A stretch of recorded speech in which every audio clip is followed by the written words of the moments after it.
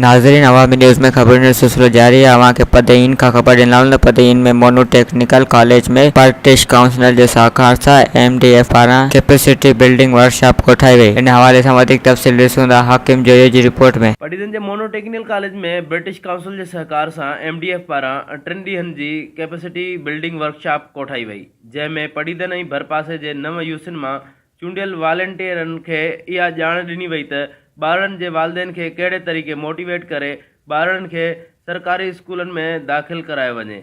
Workshop खे organise कंदड़ MDF जे अॻुवाणनि ऐं शरीक वॉलंटियरनि अवामी न्यूज़ सां ॻाल्हाईंदे ॿुधायो त ये प्रोग्राम थींदा इन्हनि सां ई त आगाही अचे थी न।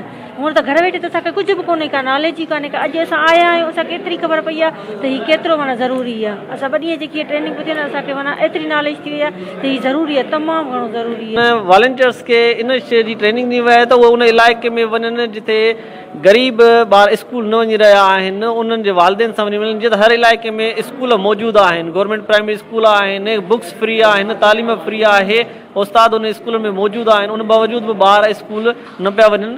त हिन वॉलंटियरनि जे थ्रू असां उन ॿारनि खे तालीम जहिड़े ज़ेवर ताईं रसाई कराईंदासीं, उन ॿारनि खे स्कूलनि ते पहुचाईंदासीं। असां शुक्रगुज़ार आहियूं ब्रिटिश काउंसिल जा ऐं MDF जा, जंहिं असांखे मौक़ो ॾिनो, असां कमु कयूं, पंहिंजे जेके ॿार आहिनि जेके नथा पढ़ी सघनि उन्हनि खे असां स्कूल में आणियूं, उहे पढ़नि। असां हिन ट्रेनिंग में जेको हासिलु कयो, असांजे गवर्नमेंट स्कूल्स में जेको एनरोलमेंट जो रेशो तमामु घटि आहे, त उन खे असां कीअं वधायूं, उन लाइ असांखे 2 ॾींहं हिते ट्रेनिंग ॾिनी वई। उन्हनि सेशन्स में असां इहो सिखियो त असां जेका पंहिंजे कम जी शुरूआति कंदासीं, असां मतिलबु हाउस होल्ड फार्म भरे के पंहिंजे एरियाज़ जो उहे ॿार आइडेंटिफाई कंदासीं जेके स्कूल विया ई न आहिनि, या कंहिं वजह जे करे या गुरबत जे करे, ॿिनि रीज़न्स जे करे स्कूल छॾे चुका आहिनि।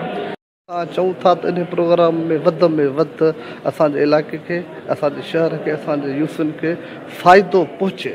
ही इन जे मुताबिक़ प्रोग्राम आहे त असां ॿारनि खे वधि में वधि स्कूल में दाख़िलाऊं करायूं, ॿारनि खे स्कूल मोकिलियूं। हीअ सभु वॉलंटियर्स इहो ई कमु कंदा।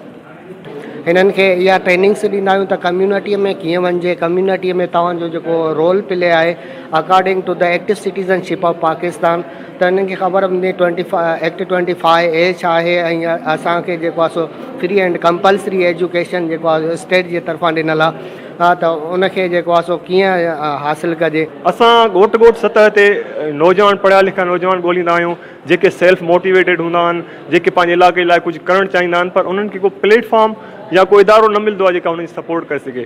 त ब्रिटिश काउंसिल ऐं MDF मिली करे अहिड़नि नौजवाननि खे जी सलाहियतुनि खे मद्देनज़र रखंदे करे हीअ ट्रेनिंग मुनक़िद कई आहे। मुख़्तलिफ़ इलाइक़नि जे नौजवाननि खे गॾु कयो आहे। उन नौजवाननि खे गॾु करण जो मक़सदु इहो आहे त हुननि में असां हिकिड़े ज़िमेदार शहरीअ जी अहसासु ॾियारियूं। ठीकु आहे, हूअं त हर को नौजवान पंहिंजे तौर ते इंडिविजुअल हैसियत में कुझु न कुझु करणु चाहे थो त को न को अहिड़ो कारनामो कयां जंहिंसां मुंहिंजी सोसाइटी सुधरे। पर जीअं त गॾियल प्लेटफॉर्म जो हिकिड़ो वरी अलॻि हिकिड़ो मज़ो हूंदो आहे, त उन लाइ हिन प्लेटफॉर्म जे ज़रिए असां उन्हनि खे एक्टिव सिटीज़न पाकिस्तान जी ट्रेनिंग ॾिनी आहे। हिननि जो चवणु आहे त अहिड़ा प्रोग्राम तालीम जी भलाईअ लाइ थियणु सुठो अमल आहे। कैमरामैन हुसैन जोयो सां गॾु हाकिम जोयो, अवामी न्यूज़, पढ़ीदन। वधीक ख़बरनि ऐं तफ़सील लाइ विज़िट कयो अवामी news Facebook page, YouTube page ऐं अवामी न्यूज़ वेबसाइट।